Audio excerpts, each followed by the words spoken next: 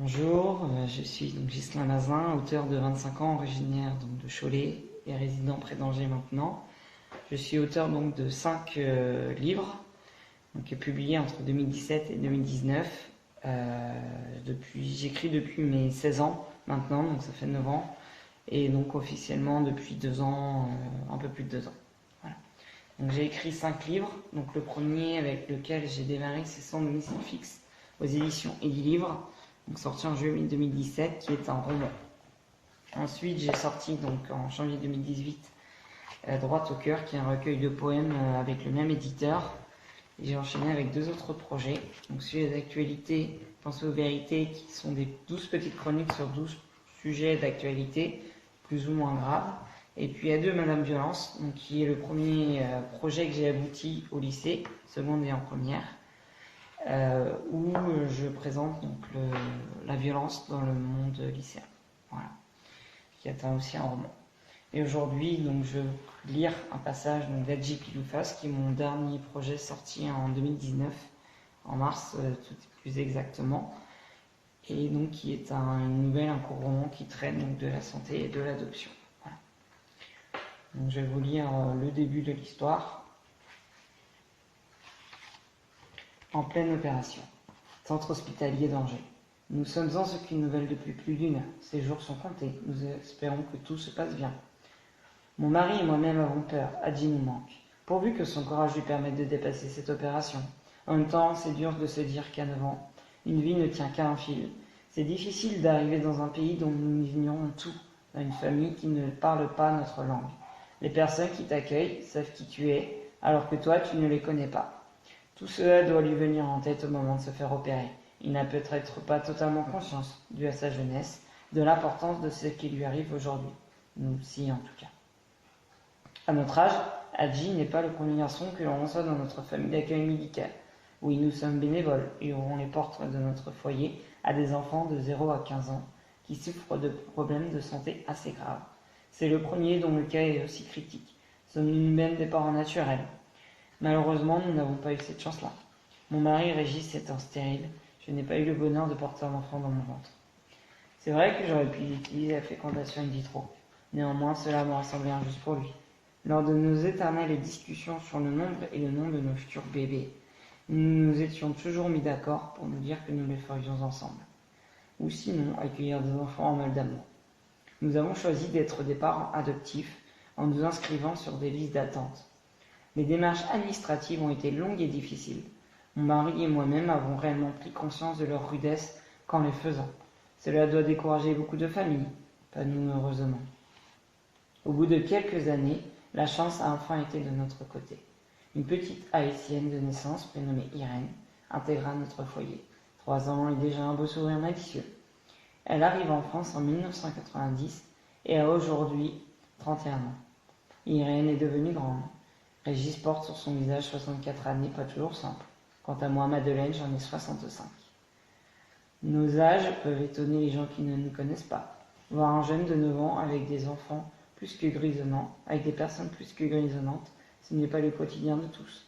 Il est déjà arrivé que les passants nous prennent pour des grands-parents, qui se baladent avec un de leurs petits-enfants. Nous en sommes conscients en tout cas. Pourtant, le fait qu'Irène ait quitté la maison, à l'aube de ses 21 ans, nous a été un peu difficile à supporter.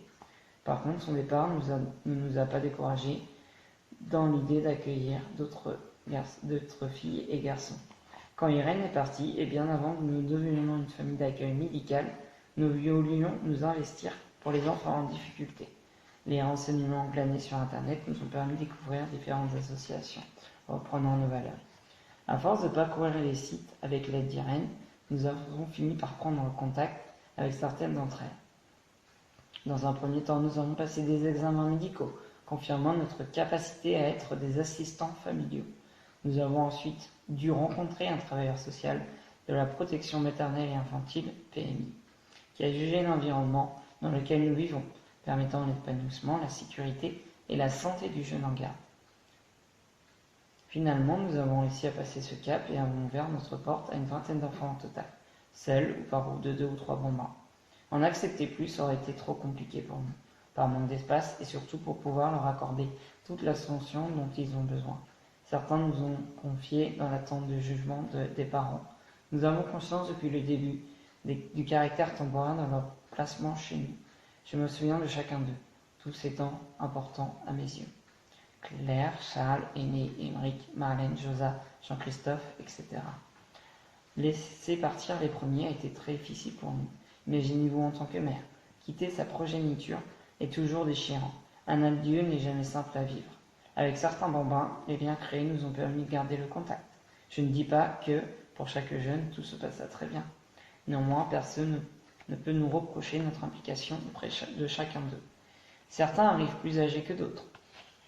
Les jeunes ont des réactions différentes. Les enfants venant de foyer restent le plus souvent plus renfermés que les autres. Les bambins se sont ouverts à nous dans des moments de faiblesse. Être baladés de famille d'accueil en famille d'accueil ou de foyer en foyer ne les encourage pas à donner de l'amour ou au moins de l'estime à de nouveaux accompagnants temporaires. Les éducateurs leur transmettent de la considération et du respect. Seulement, rien ne peut remplacer les vrais parents dans le cœur d'un gamin. Plusieurs fois, avec mon mari, nous sommes allés dans les foyers pour y faire des visites et même chercher des jeunes mis en garde chez nous. Dans chacun des cas, qu'ils soient bébés comme adolescents, ils lèvent le plus souvent des regards perdus vers nous avec une volonté de trouver des parents adoptifs. Les enfants aimés ne sont pas qu'à l'étranger, ils sont aussi présents à côté de chez nous. L'importance de bien se renseigner est nécessaire dans ces moments-là. Dès que les jeunes arrivent dans notre maison, nous leur apportons de la considération depuis le départ. Comment ? Nous avons pris soin d'eux en échangeant, en les intégrant dans un processus de famille ou bien en les scolarisant. Pour nous, des choses simples ont permis d'aider psychologiquement les enfants. Eux ne se rendent pas compte du bien qu'on essaie de leur faire. Pendant leur séjour, nous ne sommes que des encadrants temporaires à leurs yeux. Certains ne restent que quelques semaines, pourtant qu'importe la durée de leur venue dans notre maison. Nous les aimons et les chérissons comme nos propres enfants. Chaque éloignement pour moi est une dure épreuve. Pour les premiers, je me suis trop investi émotionnellement. Au fil des années, j'ai fait un travail sur moi-même. Notre maturité et notre expérience nous ont aidés par la suite à prendre un peu de recul pour les suivants. Pour les deux ou trois enfants sans véritables parents, nous avons cherché en vain à aller plus loin dans nos démarches. Les adopter aurait été pour moi un geste d'amour à leur égard. Voilà un bout du chapitre 1 d'Adji Face. Vous pouvez retrouver sur internet ou sur mon site, donc Ghislain Mazin Wixsite, ou sur Facebook, donc j'ai une page auteur, donc Ghislain Mazin écrivain, ou les bouquins de Ghislain, où je partage donc, mes actualités sur mes livres et mes lectures que je peux faire sur d'autres livres de d'autres auteurs. Voilà. Donc, je vous souhaite une bonne journée à tous. Au revoir.